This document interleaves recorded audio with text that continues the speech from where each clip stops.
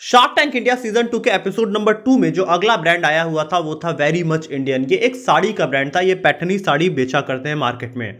Basically 2016 में सलोनी गंभीर ने अपने पुराने जॉब को छोड़ के इस बिजनेस में आने का ट्राई किया। इस बिजनेस को हम पूरी तरीके से समझेंगे और हम ये भी समझने की कोशिश करेंगे। इन्होंने आस्क किया था 16.5 करोड़ के वैल्यूएशन पे और अंत में इनको करीब 5 करोड़ का ही वैल्यूएशन मिला। तो आइए इसको समझने की कोशिश करते हैं।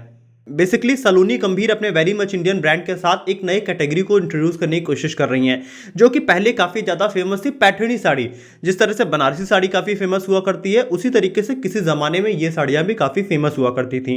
इन्होंने उसको रिवाइव करने की कोशिश किया और अभी इनके पास 400 से ज्यादा व्यूवर्स कनेक्टेड है और इनकी साड़ियों की जो प्राइस होती है वो 1800 से लेकर करीब 20,000, 30,000, 40,000, 80,000 तक इनके वेबसाइट पे इनकी साड़ियां लिस्टेड है। और इन्होंने ऐसा बताया कि हम अपने एक कस्टमर के लिए करीब 1.5 से 2 लाख के बीच में हम एक साड़ी भी बना रहे हैं। तो ये इनका पूरा बिजनेस है। शार्क टैंक में आने पे इन्होंने करीब अपने 3% इक्विटी पे 50 लाख रुपए आस्क किया था, जिससे इनकी वैल्यूएशन करीब 16.67 करोड़ हो जाती।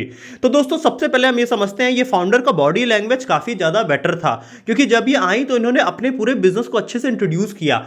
और इन्हें एक चीज और बहुत पसंद थी कि फीमेल्स को साड़ियों का बहुत शौक होता है, जिस वजह से उन्होंने दोनों फीमेल इन्वेस्टर्स को साड़ियां भी पहनाई। और उसके बाद माहौल काफी ज्यादा चेंज हो गया। उसके बाद इन्होंने अपने बिजनेस को और अच्छे से पिच किया। ये काफी अच्छी स्ट्रेटजी की यहां पे लगी।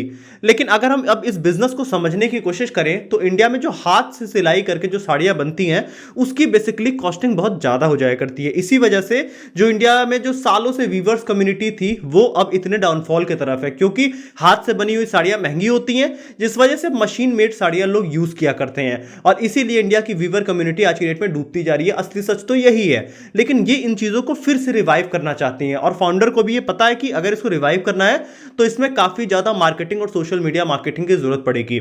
यहां पे अमन गुप्ता ने इस कंपनी में इन्वेस्ट किया है, जो कि मार्केटिंग और ब्रांडिंग में इनकी काफी हेल्प कर सकते हैं।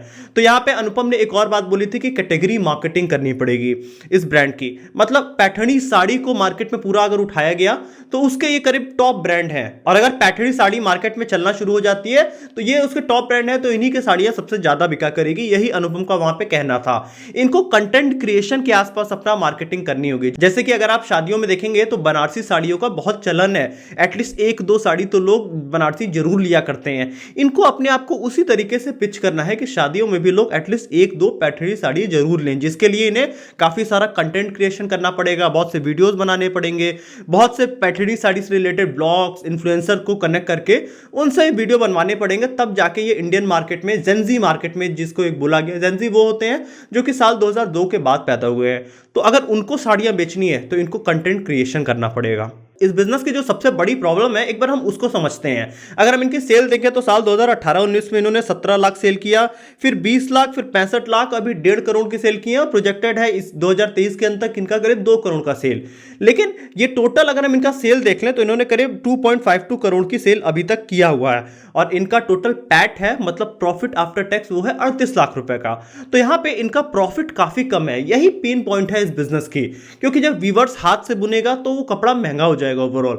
अब इनको यहीं पे कवर अप करना है कि या तो ये बहुत महंगी साड़ियां बेचे, लेकिन बहुत लॉन्ग टर्म बहुत महंगी साड़ियां बिकनी मुश्किल है अगर आपका बहुत बड़ा ब्रांड प्रेजेंस नहीं है तो यही इस बिजनेस में प्रॉब्लम है। इसीलिए इनको 16.5 करोड़ की वैल्यूएशन न मिलके इनको सिर्फ 5 करोड़ की वैल्यूएशन मिली है।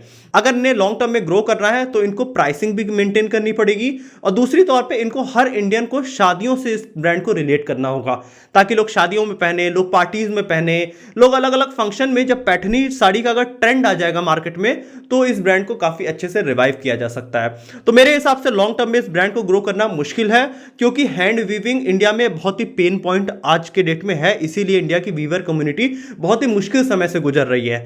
तो अगर यहां पे इन्होंने प्राइसिंग मेंटेन किया, अपनी ब्रांड बिल्डिंग किया, तो ही ये मार्केट में सक्सेस हो सकते हैं। लेकिन मेरे अकॉर्डिंग मैं इसको सिर्फ 10 में से सिर्फ 4 ही पॉइंट दूंगा, क्योंकि मुझे लगता है इसको फ्यूचर में बड़े ग्रोथ करना बहुत ही मुश्किल है।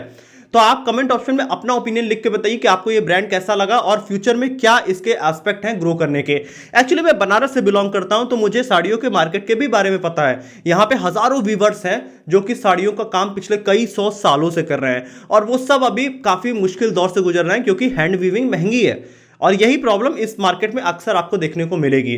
तो वीडियो अच्छी लगी तो वीडियो को लाइक करेगा। हम और भी शार्क टैंक के ऐसे ही वीडियोस के ऊपर शॉर्ट एनालिसिस लेके आते रहेंगे। आप भी कमेंट ऑप्शन में लिख के इस ब्रांड के बारे में जरूर बताइएगा। चैनल को सब्सक्राइब कर सकते हैं, बेल आइकन भी प्रेस कर सकते हैं।